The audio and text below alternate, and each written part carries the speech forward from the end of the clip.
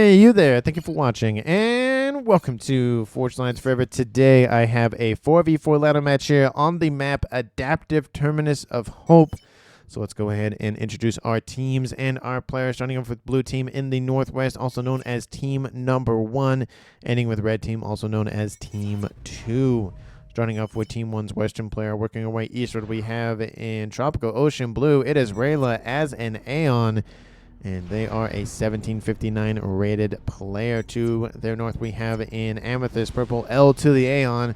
He is not an Aeon. He is a UEF for this match here. He is an Amethyst Purple, and he is a UEF as a 1401 rated. To his southeast, we have in Stitch Blue Slater Noob as another UEF for here for Team 1. He is a 2308 rated player, the highest rated player on Team 1 and in the game overall.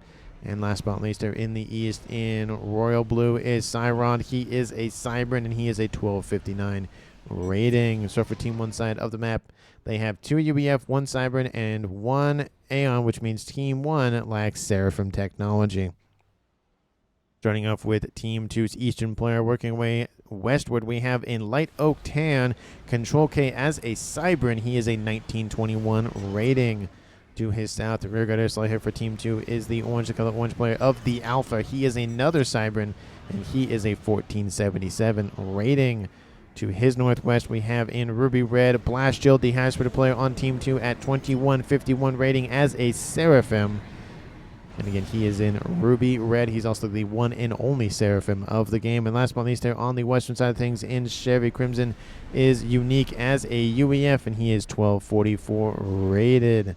So for Team 2's side of the map here, they have 1 UEF, 2 Cybrans, and 1 Seraphim, which means Team 2 lacks Aeon technology, and as a reminder, Team 1 lacks Seraphim technology. And for 8 players on the map, let's take a look at how much reclaim they have to scoop up, and currently sitting at 31,000 mass in reclaim, which is almost 4K mass per player. And there's a decent grouping of wrecks here. There's a nice little 4,000 there, 4,000 there.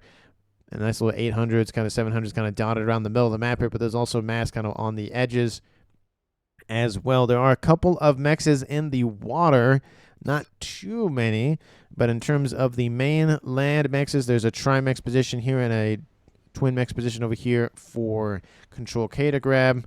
There's another Trimex position right here in front of Blast Shield that he's already grabbed, as well as a Trimex position over here for Unique. And there's really nothing left here for the rearguard air slot player to grab, but I wouldn't be surprised if he's donated a couple of mexes from his teammates. And of course, another Twin Mex here on the southwestern side of things for Unique to grab. And there is a decent amount of actually mexes on the central line here. There's 3 Trimex positions. There are 2 of them on this nice little upper plateau mountainous area, which engineers are already being dropped off here by Rayla. Very interesting that usually when they see it, maybe a couple of mexes, not really a whole lot of, things to fight over in the middle, but there are 4 Trimex positions, so our players are going to be rushing, as we've already seen, going for that grouping of mexes. And I might add, this is, I think, the largest discrepancy in ratings for a ladder match I have seen. There are, let's say the lowest player is 1244, and the highest is 2308. That's that's almost 1,000 points of rating. Usually it's about 400, I think, is maybe 500 is the most, but almost 1,000 is a lot.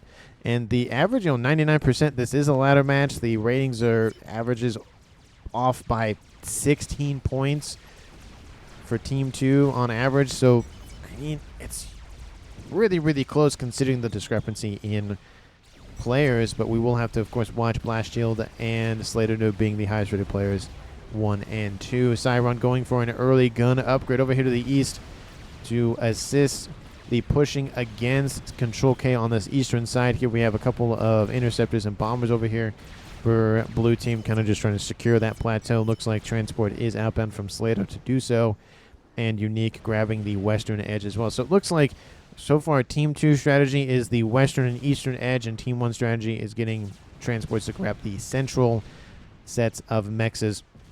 It does look like Blast Shield just going to sit here. I don't know if he was trying to climb it or something, but I don't think it can. It kind of looks like it can be climbed, but I don't think it can. It definitely looks like it. Looks like you can definitely get a Skyrim horse up there. So I feel like if you can do that, you can do some walking up there, but I don't think so.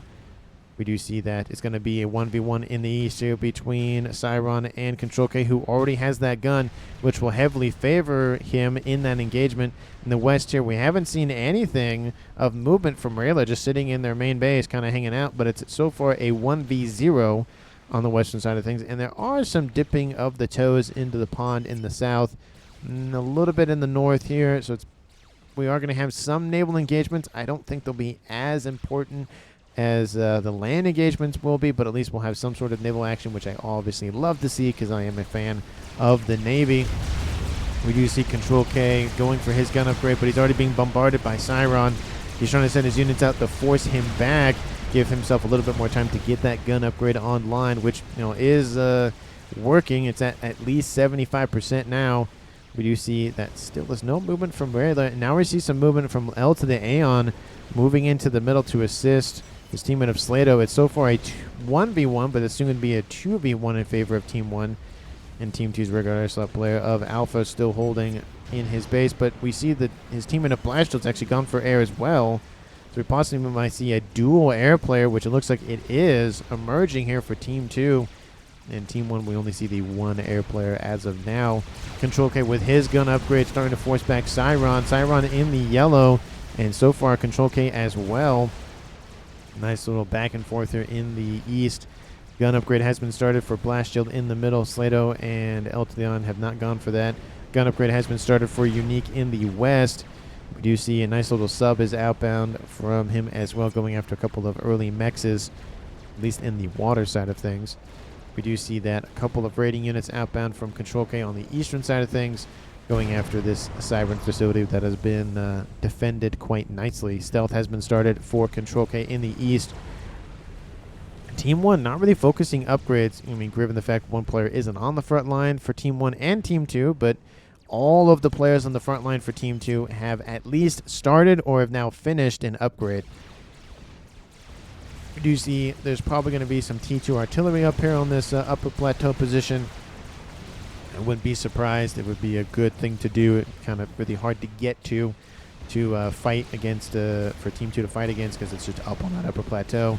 We do see that Cyron slowly being pushed back. Stealth has been almost completed here, and that will really facilitate this pushing in. And we do actually see Elder the Aeon not going to reinforce Slater Noob's position, but going in to reinforce Cyron. He notices that's a little bit more needed. We do see that more units coming in around this little mountain here to try to, again, distract Cyron, send forces that way instead of down the main line.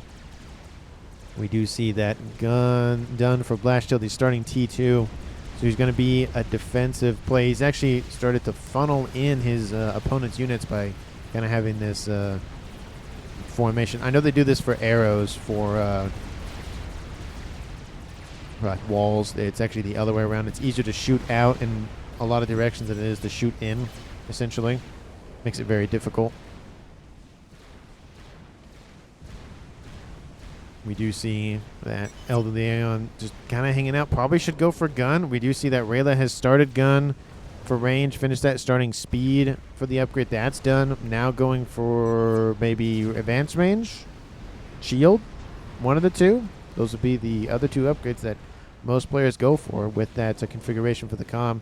We do see more units now outbound from Team 1's Navy from Cyron going after Control K, and he doesn't have any sort of subs, which means Team 1 has the advantage, and that's going to be a locking out of Navy by Cyron. So that's a victory here for them. Obviously, the middle is kind of still contested. In the south, same thing. We see Rayla moving in with their subs, and that is another win here for Team 1. So Team 1 has grabbed both pawns, and the only really dangerous thing is on the southern side of things, with Unique's base being very close to the beachhead. T2 destroyers can easily target that. We do see T2 started here for Unique, speaking of which, but he's going to pressure the land side of things while Rayla focuses on the naval side of things. Same kind of thing in the east here. Control K is like, I mean, yeah, Navy was nice, but it's not that impactful. I'm going to just continue pushing you on land. And he's moving in with his gun and stealth commander. Of course, Team 1 can see him, but Elder the Aeon still just hanging out. T2 PD trying to be hastily built. And Siron going to receive some fire to the face. And it's starting to shape up to be a nice little engagement over here. But all of these units are inbound. They're going to go after Siron's commander. Control K falling back behind them. Siron dropping very, very quickly here. He needs to get some assistance or get a veterancy, which would be really good to really get some more hit points back, but I don't think he can. And there he goes. Team 1 loses their first play of the game, being Siron at almost 13 minutes on the dot. And in the West, pushback here from Rayla. Gun upgrade. Actually, not gun upgrade. Sorry. T2 upgrade has been now completed, and we'll be able to build some PD very easily on that front line. And we do see some units that have been dropped by Rayla from some transports going after Unique's base. They are some Fervors, almost said Lobos, that's the wrong faction. We do see draft here for Alpha, against Alpha as well. Looks like they're not going to get as much work done, but I love the raiding here from Rayla. Use the southern edge to get around. I'm just chilling this game, says Blast. Ha. He's just chilling. He's Blast chill. He's just chilling. In the east, we do see that it looks like Slater Noob has gained control of Siron's facilities. We do see T2 Navy is online. He's producing those Salems that can, of course, walk on land as... Well, I won't spoil yesterday's video, but kind of give you a little hint to kind of what happens. I mean, if you've seen the thumbnail, it kind of tells you kind of what happens in the game. But, well, kind of. It kind of does. It's not a full picture, but, you know. It's obviously an interesting sight to be said. You see some missiles outbound just to go after some exterior mexes here for Slater Noob. Slater Noob now, of course, with that dual base, skyrockets to 250 mass. He's actually more than half of the total mass being produced by Team 1. And everybody else on Team 2 still under 100 mass. And now we see Rayla at over 100 now. And now facing off against Unique's commander, has a lot of blazes. And is now going to start targeting that commander here shortly. Two-star veterancy on board that commander. Kills of a couple more blazes, and now it's Rayla versus Unique. Rayla has gun, speed, slash range, and shield. And Unique has T2 and gun, but is at 2-star veterancy, so 20% more hit points. So it's 16,000 versus 19,000. 8,000 of that, of course, is shields. And, of course, he will have to retreat because of it. Obviously, this blaze is nearby, so he could have easily been killed. But Rayla could have gone for the kill there, but decided not to. Leaving Unique alive means that somebody else on Team 2 does not get a second base. Strat Bomber is outbound from Alpha. And very surprisingly, we see that Blast Shield did not go for T3 air, just went for T2, I think, for the transports. We do see that the base in the west still being bombarded by Rayla, not giving up. Unique continuing to fall back because he has to. He really doesn't have a choice in this. It's either Rayla pushes in with the commander and gets veterancy for themselves, or pushes in with the units as well and kills off Unique if Unique decides to retaliate and push forward. And of course, Unique kind of wants them to put in their blazes just so he gets more veterancy. There's another shot. Kills off 2 more of them and is well on his way to a 3rd star. But this is a huge momentum shift here for Team 1 on the western side of things. On the eastern side of things, still the Navy is in favor. I mean, that's the only thing that's, that's the only set of naval units on the eastern side of things is for Team 1. Strat Bomber inbound goes after the T2 land headquarters, and a nice little mexer gets a 2-for-1 combo. It will kill off that well, it might. It, of course, reps up at 20 hit points a second. It looks like it's actually going to go after the T2 naval headquarters over here. There are some the interceptors not really able to catch up, but there are some ASFs to protect it. Long spin around here going after mexes. And that bomb will take out another one. That's 2 mexes taken offline, but the ASF does catch up to it and shoot it down. Unique continuing to be pushed back on the southern side. Transport with some units outbound gets annihilated, unfortunately, on its way to try to, again, kind of do exactly what Rayla did earlier on, but with no success.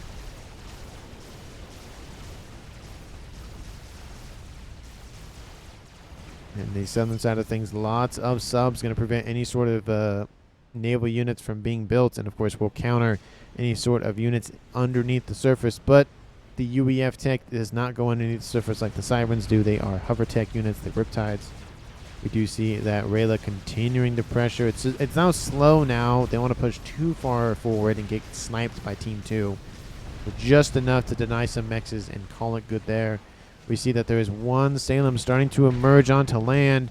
Another one following suit here shortly, and then another one back here. So we see 3 Salems. Looks like they're not going to be given orders to go on land. They're going to group up probably first. T2 has been started for Slater Noob in his... Where is he? Oh, he's in the middle. He's right here. Still hanging out. He has a nice little shield, PD, TMD, that sort of thing. Blast Shield going for ARAS. It's not ARAS. RAS on the front lines now. He's actually gotten rid of his gun upgrade, surprisingly. Still in the western side, things not really a lot going on. We do see that the Riptides inbound from Unique, speaking of which, going after the naval facility. There's only T1s and there's frigates, and they'll be able to deal with those. And there's blazes nearby as well, so that's not really going to get anywhere, unfortunately, for Unique.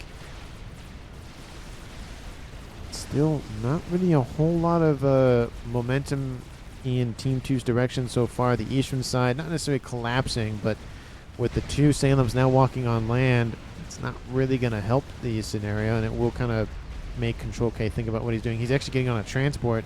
I think he's actually just getting out of there, it looks like. But he is being shot at by a Salem, but he does get out of there, of course. That'd be very disheartening if he just died because he got killed up by a Salem. Looks like he's actually, when he's on the transport, looks like he's actually going to do just that and actually drop in front of both of these Salems. Of course, there is some AA on those transports, not a lot. We do see that Control K does land very nicely in front of that first one, and they are trying to flee in the face of that commander, but unfortunately that one will be killed, giving him some nice veterancy for that commander. And then we'll go after the second one. ARAS has been started for Blast Shield. He's, I guess, trying to eco as much as he can. He's at 163, Alpha's at 173, Slater Noob at 280, Team 1 at 500 mass income, Team 2 at almost 600, about 570 or so. Unique gets some PD online.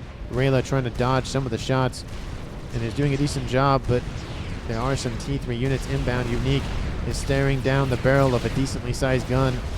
We do see that those Harbingers are moving into range. There is some T1 PD to assist as well, and some T2 units to boot as well.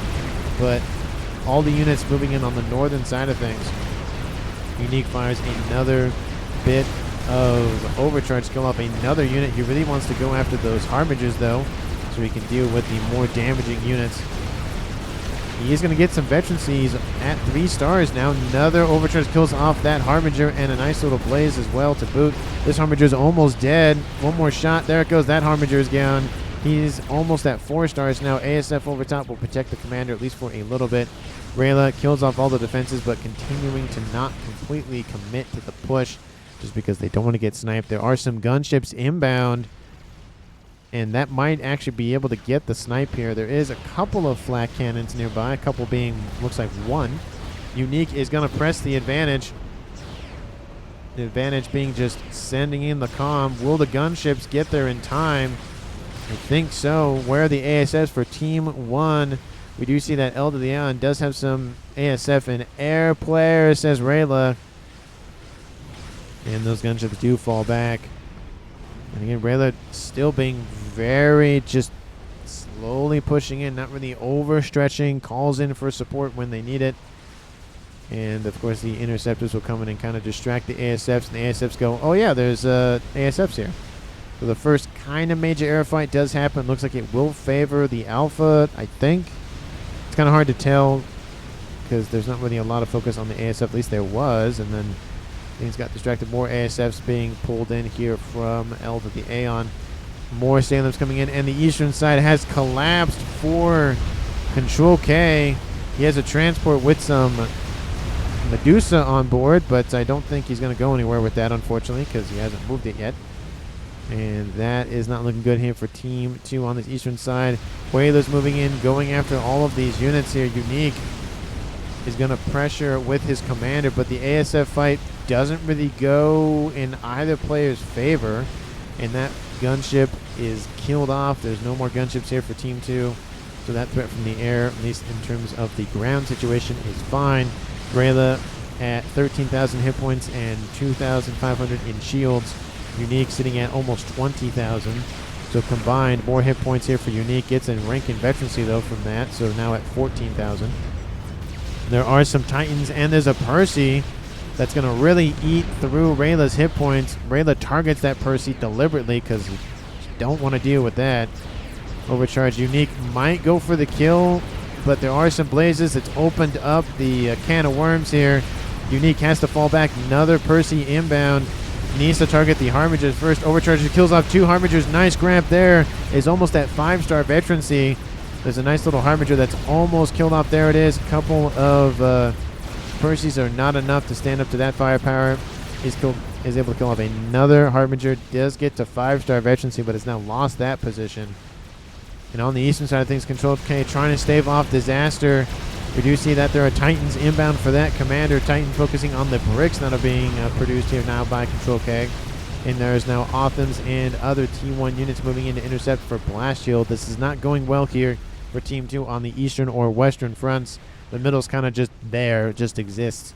Team 1 sitting at 669 mass income. Team 2 at 725, so Team 2's actually gotten ahead of Team 1. Of course, they've had to upgrade because they don't really have a lot of mexes. So we should see some upgrades being finished off for Team 1 here shortly to catch up. But that does give them a little bit of an advantage for the time being, especially because they need anything that they can get. With the main base now starting to be targeted by Team 1, Slato Noob. Those Salem's very annoying. Going after the radar. Love that grab here from Slato Noob, blinding Team 2 on this eastern side. That way they can't see what's going on. Of course, they already know about some of the radar signatures, and there is a nice little T2 radar over here. And there is a T2 radar over there as well. So not completely blind, but starting to blind them. We do see a couple of Whalers. There's also some AA nearby as well. There's some Percys in the mix here. Love to see those. Lightning Tanks as well moving in. Othams. Looks like this will be the first huge major land fight. Looks like Unique still holding out over there, though. Strap Bomb. Was that a Strap Bomb? That was a Strap Bomber inbound from Alpha. We'll call some ASFs to deal with that. From, let's see, that's Elder the Aeon. But Percy's starting to be pushed back here by the Autumn threat. We do see the Voltu Gumsets moving in to go after the Salems. That's definitely a great grab here by Team 2's Blast Shield, just going after the more annoying units first. Another Bomber inbound going after those Percys, wants to just shove them into the ground. More Titans are inbound, more Percys as well. Lots of T3 units over here and a couple of shields to boot as well. And it looks like they will grab a couple more units, but this is just more reinforcements. Blood for the Blood God, essentially, over here. Blood God is very happy with what's going on over here. There's lots of death and destruction. And there is a nice little Deceive in the mix to try to just, again, kind of obfuscate. Just kind of, what would that be, that word? Kind of, not necessarily blind, but distract or kind of hinder Team 1's ability to see those units. But there's just so many more units for Team 1 on the land side of things. It's really not a lot of things that Team 2 can do. And all those units from Blast Shield are being sent that direction. If another lane were to just come under fire, it would be devastating. But Slater Noob not going to pressure the advantage down the middle. Easily could, though, to be fair, because the column of Blast Shield just has T3 and ARAS. So doesn't have a lot of ability to fight back. More gunships, more air power coming in for Team 2. That's where Team 2 is really playing into it with their air. Well, they have it. It's just trying to, again, fight back. There's not a lot of AA. There's a couple of units, but not enough to really make a difference. Another Salem in the mix here. But there's so many Titans and now a decent amount of Percys. There's no AA on board any of those units. So once all the AA for Team 1 has been dealt with, it's just open season for Team 2. There's more cruisers trying to come into range to assist over there for Slato Noob, but they're not really in effective range. We do see Unique still holding out. Percy's trying to slowly push back Rayla, but there's so many forces here for them. Shield Heavy has been started. T2 Navy on the front lines does have a nice little exodus going after just a line of Riptides being built here by Unique to distract. We do see drops in the back here for Rayla, though. Gets in, goes after the goes after the eco. The Alpha doesn't have any sort of upgrades. This could be a snipe. Overcharge kills off one of those Harbingers, though. Oh, the Alpha falling into the mid-yellows. T3 Mexes assisting. Mass Fabs goes offline. Oh, but the comm of Alpha slow. It's close, and he will be killed. First kill for Team 1 is on Alpha, the rearguard air slot player, at 27 minutes. And that is gonna hurt, but the Harbingers are gone. There's also a couple of Harbingers over here. Looks like Blast Shield has that handled, though. And that will give Blast Shield double base and over 500 mass income. And at this point in the game, let's take a look at the situation. Team 1 has a huge percentage of map control over Team 2. Each team has lost one player, that being Cyron for Team 1 and the Alpha for Team 2. Let me know down in the comments who you think is going to currently win this game. And, of course, if you haven't done so already, like the video and subscribe to the channel. Thank you so very much for watching. This is the 401st cast. So thank you so very much for the support. And, of course, let's go ahead to see what our players are up to. Still, the attack rages in the east. More Salem's moving in. Lots of Percys and Titans. Would love to see some bricks or, I mean, maybe Loyalists or just something else in this mix. I mean, there's some AA and there's some Parashields and stuff. There are some Salem, so there's Cyber and Tech, but I feel like getting some more, you know, mainline T3 units being bricks would be very, very helpful here for Slater Noob to just finally push in. There's some Optims building up here and being transported over, of course, from Blast Shield facilities. And, of course, Unique is still over here holding out lots of Percys. So he just went for full Percy. He's like, I'm just going to go for it and call it a day. And this constant attack on the eastern side here, allowing Team 1 to scale their eco quite nicely. Now 1.1k mass income for Team 1 and Team 2 at 900. I feel like bigger ticket items need to be in store here soon. 28 minutes on the clock here. I mean, Team 1 could easily try to go for a nuke and just end the game. In the south, I don't see any sort of things here for Team 2 either. We do see that the attack is now collapsing on Team 2's eastern side. Control K in the mid-yellows. We do see some bricks now moving in for him and some Optims moving in to support that commander. Looks like Blast Shield was just waiting for those Titans to move into range. And lots of dead units here. Of course, there's still Sailings bombarding this position constantly. There's no let up from an artillery fire. Blast Shield still holding on, though, has Nano, and is almost at 5-star veterancy. He just needs 100 more mass killed, and he'll have that 5 stars. He is building a crab as we speak. He's skipping the monkey, and definitely in this situation, the crab is definitely the better way to go about it. Has the longer range cannon. It will force Team 1 to pull their forces in, which is essentially what Team 2 wants. Get their forces in range and take them out a lot easier. We do see some Riptides causing some havoc here for Rayla, and have actually taken out the T2 naval headquarters that was down here. Also the facilities. There's one facility left, but that's pretty much all the Navy things here for Rayla. And those Titans and Percys, again, slowly coming into range of more and more things. Optims pushing and pulling, constantly trying to just draw them in. Crab now almost at 50% complete, but it needs to get up even faster. Looks like the Titans and Percys are trying to shift eastward and go around this way. I mean, there's a lot of Titans. There's a lot of Titans over here. There are 75, and of course, more on the way. There's 111 on the map in total, and about 80% of them or so are right here. More shields, of course, being thrown together here in terms of some mobile shielding for units. And facilities being wiped out as we speak. There are a lot of Team 1 spam facilities, but of course they want to protect that crab as much as possible. They desperately need it. Rayla builds a Colossus, I would presume, and they do. Just because why would they build anything else? They're Aeon, at least at this point in the game. And the Titans are moving in. Optimus moving in to intercept, though. The pathfinding is a little bit more difficult for Blast Shield because he has to navigate through all of the friendly structures. Blast Shield, not Blast Shield, Control K now at 5-star veterancy. Able to sit at 20,000 hit points at 108,000 hit points a second, if I can talk correctly. Just It's just a mosh pit over here. There's so much action going on. Titans and Percys and Othams and a comm.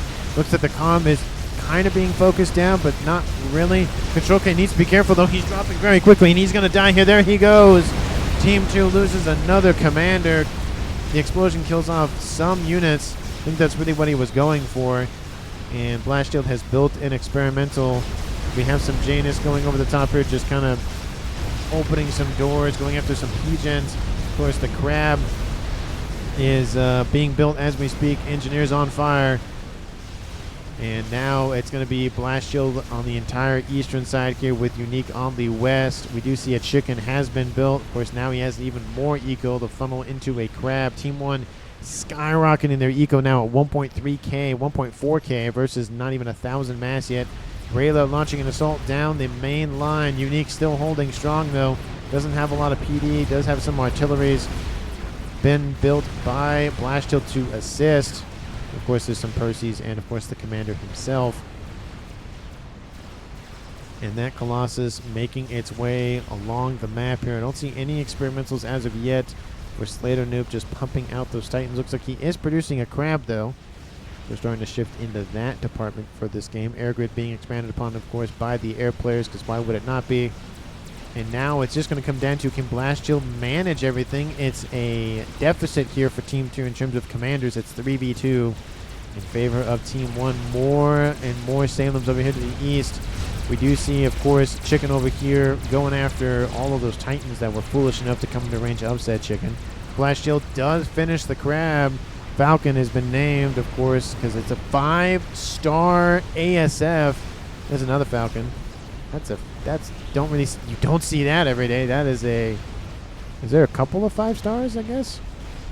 I guess he has it that once they reach 5 stars, they're named Falcon. That is impressive that some ASFs were still able to live that long. Voltu's trying to snipe at those Salems, but they don't have enough firepower. They don't have enough HP to really chew through the armor. So those Salems will be fine. But there are some Othams moving into range, though, and some lightning tanks, so that will be enough. That Otham will kill a Salem. That Otham will die before it can, though, but the brother will come in to secure the kill or confirm the kill. Maybe that's the other way to put it. Colossus just standing there, and Unique's like, nope, I'm good. Bye. just see you bye. Fat Boy also almost done for him, but another experimental. It is a donut. He's producing another donut. Team 1, I mean, what's the air situation looking like for both teams? Elder the Aeon sitting at 94 ASFs. Blast Shield sitting at 131. So Team 1 does not have air control, but a donut has been built nonetheless. Maybe he's thinking that it will give them air control if it distracts Team 2 enough, but I don't know if it's worth it. Looks like the crab has been built now by Slato Noob, but the crab for Team 2 is pushing forward with the chicken. Nice combo of a crab and a chicken. Walk into a bar. There's probably a joke there somewhere. I made a kind of similar comment a couple of casts ago about a monkey and a chicken. And continuing to pressure. This is huge wins here for Team 2. They needed to push back Team 1's front line on this eastern side. 1.5k mass income. Team 2 still has not cracked 1,000. They're constantly having to spend mass and everything on units and not really being able to build up their ecos. Fat Boy is online, though. The Colossus is now pushed in. Fat Boy and the Comm of Unique is getting out of there. He's being bonked as we speak, though, trying to leave. And, of course, there are still units in the water causing some annoyances for this mainland grouping of units. But, of course, it is continuing to pressure Team 1. Slater Noob does have its own crab, though, so it will eventually reach ahead. There are some Percys that have breached the front doors here for Blast Shield and has forced him back. We see he is now retreated. Elder Leon finishes an experimental. It's just the donut. It's not really a new experimental, just gifted over. I wish that wasn't a thing. I wish that wasn't like, hey, this person built an experimental, even though they didn't because it was just donated over. Omni Satellite still alive on this upper plateau, surprisingly, and the laser has been activated. Don't know what's that about. Looks like it's the air fight is what prepping for here, most likely here for Elder Aeon. But the air fight will go Team 2's way. Of course, it will. There's just so many more ASFs for Team 2 than there were for Team 1. 1.6k mass income for Team 1. And the donut will now be targeted. The laser is still activated. Oh, no, actually it's deactivated. Now it's activated. The shield is going to collapse. The hit point's going to get eaten alive. And there it goes. It's going to crash land on top of this plateau. Out of range of any sort of structures here on this plateau here for Team 1. So love the placement there. Chicken and crab severely wounded. This crab still perfectly fine. This chicken is not going to make it to go after that crab. It looks like they're just going to kind of leave with what they got and hang out, that kind of thing. In the south, Team 2's Unique destroyed by Rayla's Colossus, and it is now a 3v1. Blast Shield is the last remaining player, and this Colossus is going to just eat away another base of eco. Team 2 did not break 1,000 mass per second yet. Team 1 at 1.6k. We have the constant pressure from the Navy still being annoying for Team 2. Blast Shield, do you have enough APM to tank this by yourself? You know, Corsair's going after all of these Harbingers over here, but again, the damage is done. The Colossus will die, but it'll be far out of range of anything that Team 2 has. There's still a T3 mechs over there, though. But will it actually be taken out, though? The ASF's coming in against T2 gunships. It may actually... Oh, no, they're actually being chased, so yes, it will be taken out. But it was almost a chance for that Colossus to actually stay alive. There it goes. Just took a while to kill off.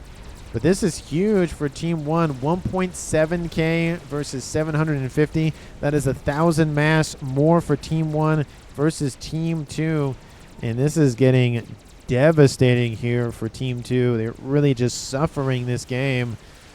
I mean, essentially with the collapse of the eastern side, a lot of the attention was focused on that, giving some time for Team 1 to build up more of their eco, specifically that being Slater Noob and Rayla. At least Rayla had, of course, a large breadth of environments to scoop up, just due to the fact that, you know, able to push back on Unique on this western side. ASF sitting here, though, not the best idea. Chicken over here just trying to, again, shore up defenses.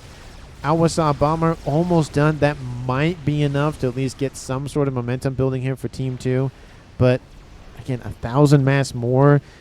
I mean, it's not looking good. There's another donut over here under the control of Elder the Aeon. It was being built earlier on by Rayla. And the eastern front materializing once again for Team 1, but now there's 2 crabs. Team 2 has a chicken and a crab. And a lot of AA and some gunships and some Othams. But I don't know if they have the facilities or the eco to really just stave off another attack. And if they do, one more attack, and that'll be it. It may be just an attack on 2 fronts at this point, with Slater Noob attacking from the north and then Rayla attacking from the south. There is a chicken back here, but there's really not a lot of support. The bomber is built. It should immediately be sent after this, though, just to, again, get some veterancy under its belt. Looks like it might be going for it. There's the bomber. It's inbound. You got to launch it. Don't launch it on top of your own units. That's not the best idea. Bomb does not get dropped, unfortunately. Would have easily been a nice couple of thousand mass killed. But Team 1 will be aware of the bomber now if Rayla was paying attention to that position over there. Transport doing something. I don't know what it's doing, but looks like the naval fleet has been backed up by this grouping of bricks and Othams using their torpedo-capable units to their advantage. There aren't any... There is torp defense on the bricks, but there isn't anything on the Othams, so... It's not... Again, perfect defense, but it's something. Large group of bolters here for Blast Shield. He has air dominance at least over 50 ASF more than his opponent. He's sitting at 150 plus 75 fighter bombers / gunships. And then we see Slater Noob. Sorry, wrong player. Elder the Aeon, excuse me, has 86 plus a donut. So... Again, advantage to Team 2. Gunships moving in. Chicken is killed off. There are 3 crabs now here for Team 1. And, of course, the Volta's going after all of the AA first. And that donut really wants to go after those ASFs. I'm just going to continue to laser. Corsair is inbound, and it will just almost wipe out a crab. The ASFs for Team 2 need to be... going after the ASS for Team 1, but they're going after the donut. They want the experimental killed, and there it goes, immediately eviscerated. And it will open up a nice little wall section for Team 1 to use, but 1 crab has been destroyed. 2nd crab now online for Blast Shield. Rayla builds another experimental. It is a Colossus. Yeah, it's a Colossus. Where'd that bomber go? Oh, it's over here. Okay. Bomber is inbound. Looks like the skies have been cleared. Orders have been given. Bomb has been dropped. Crab has been killed. It's going to go right in between both of them. Actually, no, it goes a little bit further back. Not the best placement, though. That kills off a chunk of those T3 units. The Crab will be killed. The ASF's called in to try to go after that bomber, but the ASFs for Blast Shield go, no. No soup for you. Go away.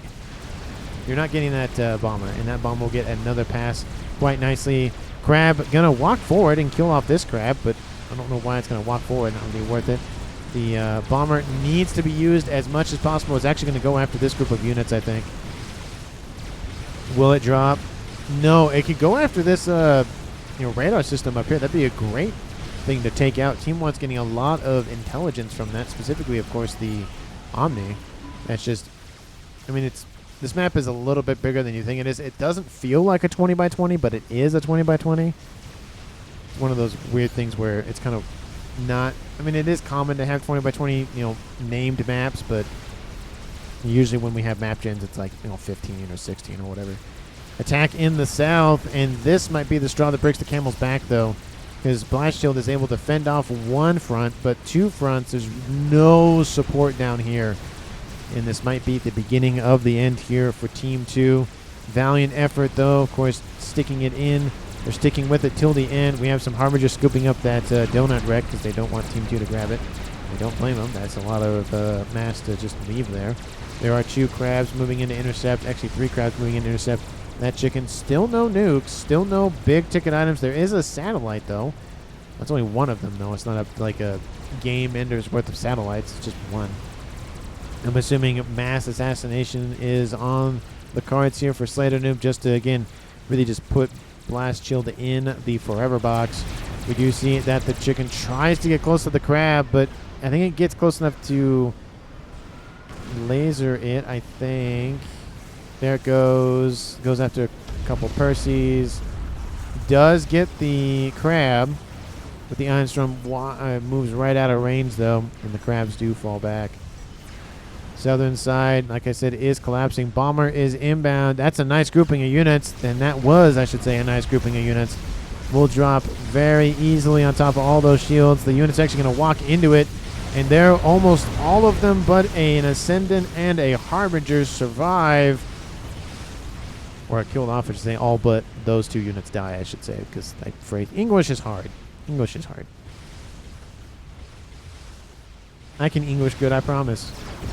Percy's being destroyed, trying to get in range of anything else on Team 2 side of the map. Engineers hastily scooping up that reclaim.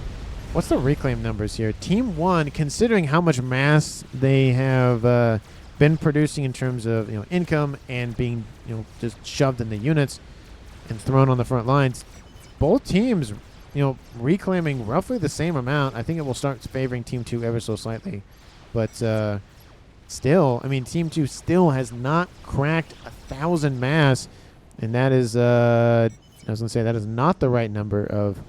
What is this, Rayla? What is this? What is this? How many? 85, and he's producing...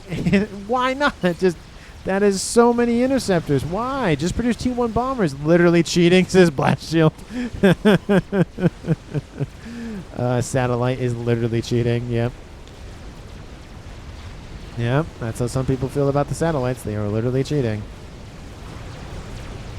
Which they're not. It's obviously just a joke, but that's how some people feel. Again, I'm one of those players that I like having satellites because they're very useful. Because, of course, the Omni radar system on board the satellite, and you get vision constantly. All that, like, that's really good to have, and you get a laser that can do damage, but it's not, it's like a point and click adventure kind of thing. It's like, okay, click, click, click, click. You don't see like units like battling it out or anything. It's just see a couple satellites just lasering stuff from the skies. But I think the most interesting thing I've seen with the satellite, though, was that a satellite is able to block a YOLO if it's positioned correctly, because the satellite is an actual object that can be impacted. So the nuke hits the satellite, blows up in the sky.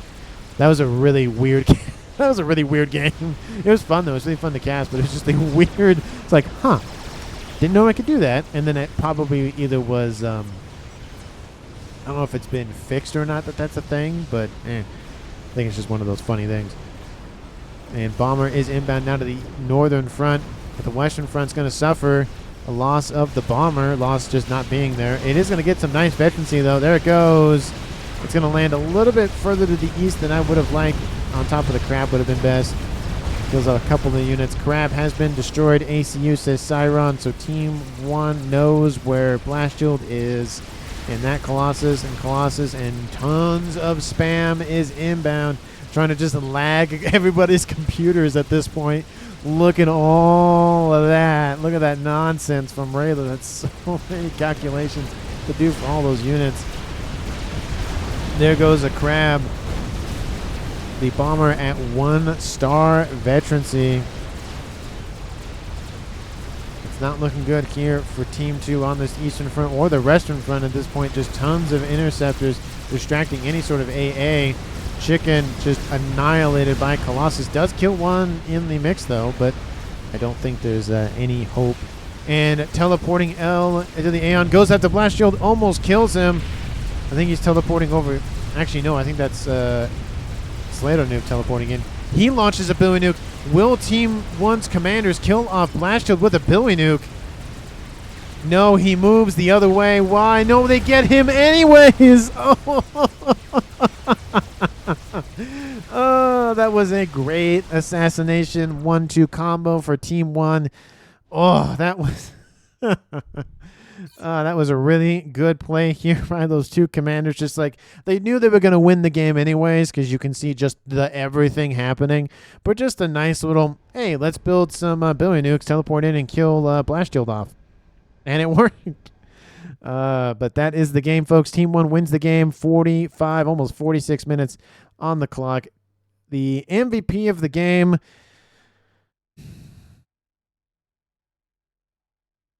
I mean, it's hard because the Eastern Front was so instrumental for Team 1 winning this game, because all of Team 2's focus, besides Unique, was focused on this attack over here that was constantly bombarding Control K. Of course, you had Rayla over here just slowly pushing in against Unique. And really, I think what did Team 2 in was that Blast Shield was so focused on trying to help Control K. I mean, he did help a little bit with Unique, but mainly focusing on Control K. He was really stuck not being able to do a whole lot, which meant that Team 1 had just another player to be able to just do whatever with. So I think Slater Noob gets MVP, I believe, just because he really just focused in on that front and allowed Rayla to go in by herself, by himself, by whatever. And it was just a collapse at that point. But I think Slater Noob gets the MVP award here for me. Let me know down in the comments if you agree or not. Of course, if you haven't done so already, like the video and subscribe to the channel. If you've already watched to the end of the video and you haven't subscribed or liked the video, why not? You watched to the end, you might as well. Thank you so very much for watching, and I'll see all of you in the next one.